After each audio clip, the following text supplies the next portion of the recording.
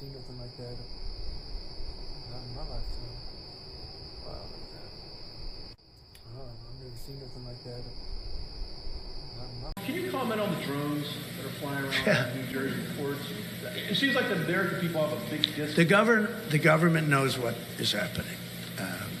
Look, our military knows where they took off from.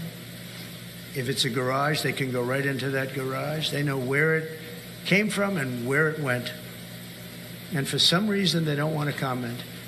And I think they'd be better off saying what it is. Our military knows and our president knows. And for some reason, they want to keep people in suspense. I can't imagine it's the enemy, because if it was the enemy, they'd blast it out. Even if they were late, they'd blast it. Something strange is going on. For some reason, they don't want to tell the people, and they should, because the people are really, I mean, they happen to be over Bedminster, want to know the truth.